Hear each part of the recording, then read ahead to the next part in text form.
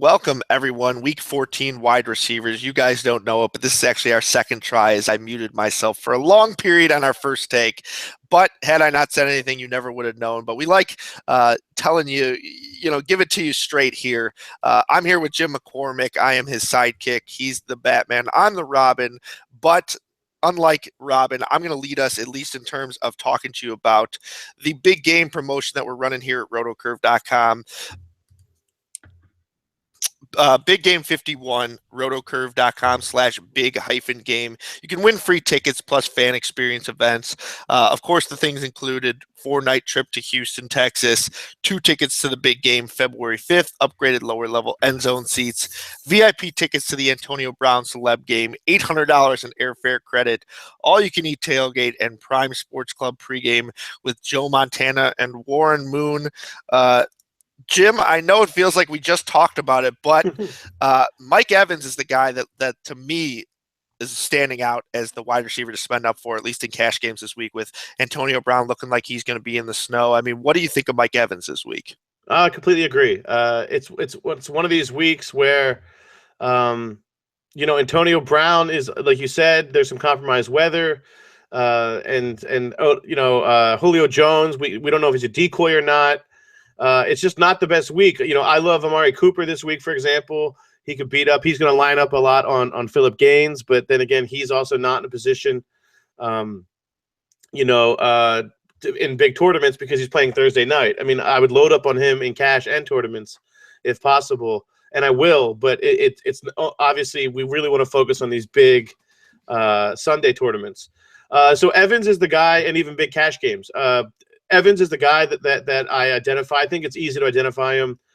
30+% market share. I think it's 31% of the Tampa Bay targets, the highest in the league.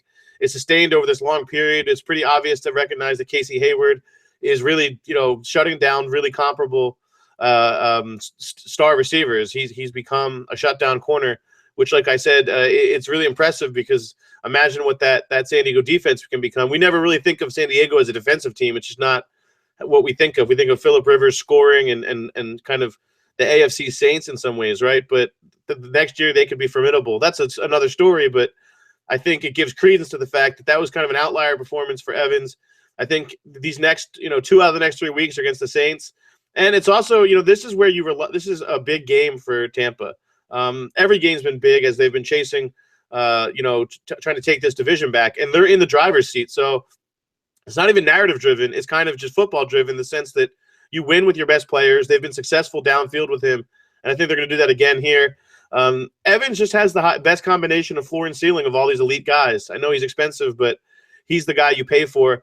Another guy I'm willing to pay for, if you can include him on a Monday night tournament or if your cash game extends to Monday, Julian Edelman's a guy I really like. The way to beat this team, this Ravens team, is 1, in the slot, and 2, spreading out their secondary.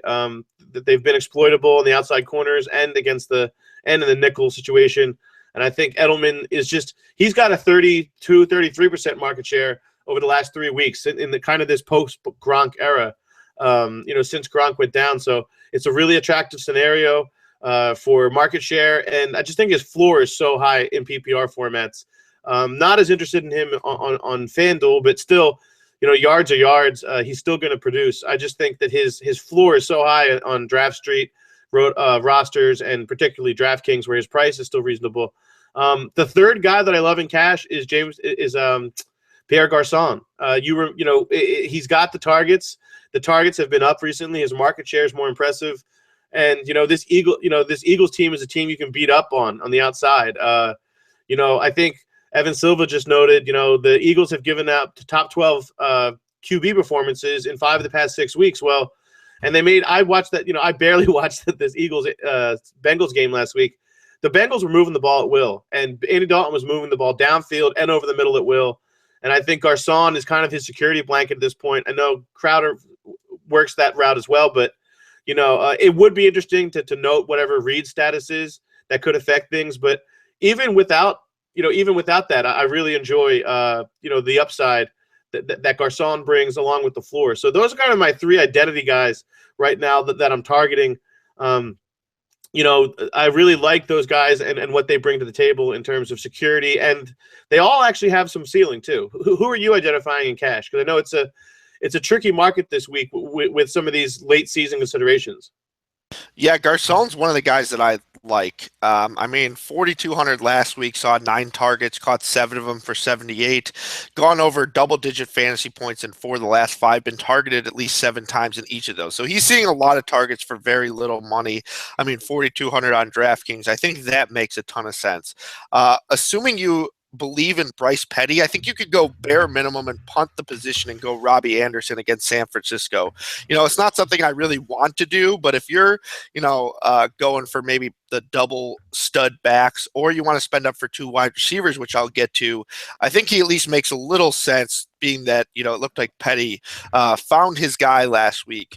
The only other options that I like in cash, Odell Beckham against this Dallas defense, which, they rank 27th in DVOA against the pass, but on paper, they haven't given it up all that much because they dominate possession. And you look at Odell's last 3 games against them, 5 for 44, 4 for 35, and 4 for 73. They're not impressive, but just recently, Antonio Brown caught 14 of 18 targets for 154 to touchdown against them. Deshaun Jackson caught 4 for 118 to touchdown. So top options have gotten it done against Dallas. I'm not that worried about these last few matchups. Maybe they have a safety put on top of him, but he deals with that a lot. So that's nothing new for Odell Beckham. I think he's a cash game option. And I like both of these Denver receivers because of the market share that you talk about. They're both pretty cheap. Tennessee's beatable. And, assuming we don't count Alshon Jeffrey for 1 game, over the past 4 weeks, Demaryius Thomas seen the second highest target for share on his team, 30.9%, and Emmanuel Sanders has been 5th at 29.8%. So they're both cheap on both sites. I think I prefer Thomas on DraftKings and Emmanuel Sanders on FanDuel, but I think they both have some upside to them. And more importantly for cash, I think they both have a stable floor. So those are the guys I like for cash. Who do you like for tournaments? Tournaments is a little bit more interesting. Like I said, we're missing out on some of these identifiable studs from Thursday night's game. I really do like that crowd.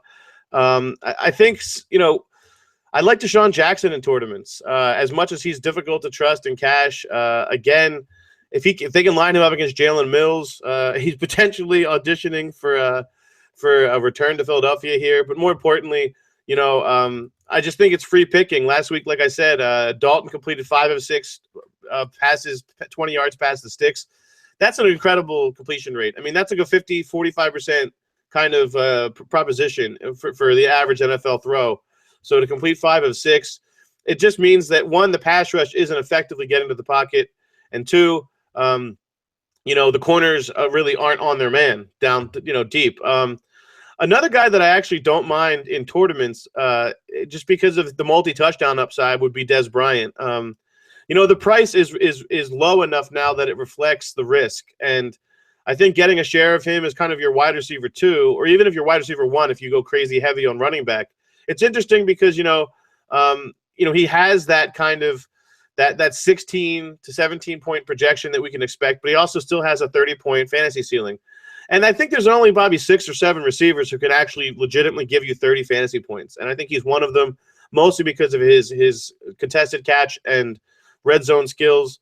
He's a guy that I can identify. I also don't mind the upside in PPR formats that Stephon Diggs brings. I know it's not the best situation to be attached to this Minnesota offense, but it's a thing where he's going to get the targets. I'm expecting 15 fantasy points, and just because of volume alone, I think he can get into the mid-20s, and it doesn't even require, like big touchdown scoring. That's a guy that I like. And then actually in tournaments, I don't mind Kenny Britt. I think Atlanta has scored the most points per drive in the NFL. The Rams have scored the fewest points per drive in the NFL. So it's a humongous gap. It's like 130% gap between the two teams in terms of their offensive efficiency. But that also kind of screams game script to me, in the sense that it could just be one of those soft kind of 100-yard touchdown games, I think, for Britt.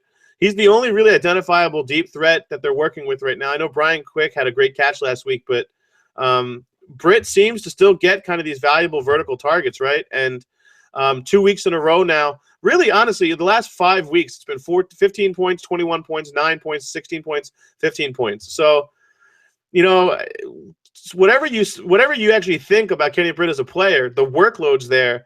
And last year, he led the league in average depth of target. And this year, he's, again, like 15 yards down the field is his average depth of target. So, yeah, I mean, it's not exactly a guy you traditionally love, but he's a guy that I like. And in that same vein, I wouldn't mind taking a stab in that same price range of Sammy Watkins for the same idea.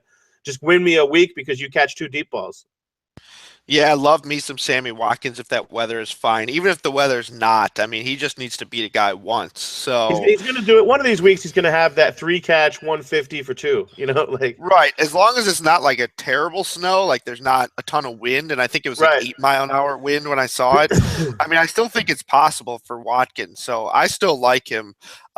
But guys I like in tournaments, I don't know if I mentioned him in the cash game just because I'm flustered from our first recording, but Malcolm Mitchell, I like him in all formats. I really like these Patriots weapons this week. You know, I don't think we're paying up for Brady because we learned our lesson, but we are paying up for some of his guys around him. And I don't think Mitchell's that expensive. I mean, DraftKings 4,200, 5, 7, and 10 targets the last 3 weeks, scored 3 touchdowns during that span. He had 8 for 82 last week. So he's kind of climbing up there in terms of snaps too. He was right up around the lead with Chris Hogan last week. So he's playing a ton. I think you definitely got to like that. Another one is Jordy Nelson. I think a lot of people are really scared of Seattle, but Mike Evans kind of alleviated our concerns a few weeks ago against the Seattle team where he was targeted heavily. He scored twice. I think Green Bay is going to have to score a lot. And Jordy Nelson pretty much a threat to score every single week. You know, Richard Sherman actually was scored on by Mike Evans. So it wasn't even like, you know, he was lined up in other spots. I mean, he actually scored on their top guy. And I think Nelson has that same kind of potential. He's either scored or gained 91 yards in all of his last 6 games. So Nelson has been very nice in that aspect. I like T.Y. Hilton, who was really quiet against Houston the last time, but the place to beat him is out of the slot. And, you know, with Andrew Luck healthy, I think he's always a threat, like kind of like Sammy Watkins, to take the top off the defense, right? And eventually one of these weeks, you know, once again, we're going to get that 150, 200-yard performance from Hilton capped off by a touchdown. So I definitely like him there. And Jarvis Landry is another one who kind of interests me. The fact that they're not going to be able to run the ball, I wouldn't think. And I know he's going to match up against Tyrann Mathieu, but they kind of went back to him last week, which is an encouraging sign. And one of these weeks, he's going to score a touchdown. I mean, he's just too talented to be held out. So, you know, if he's going to cap off one of his 6 for 68 type games like he tends to have with a touchdown, I mean, he's cheap, especially on DraftKings. His price is way down. So I definitely like Jarvis Landry as well. Did we miss anyone at wide receiver this week that we want to talk about? Maybe I'll just honorary mention Doug Baldwin because I love that matchup to turn into a shootout. But besides that, you know what? I got one more name. Stephon Diggs is a guy that no one's going to play because there's a 39 over/under in that game. I really like Diggs this week. Yeah, he's going to get a lot of volume, even though he's matched up against Jalen Ramsey, who's been fine.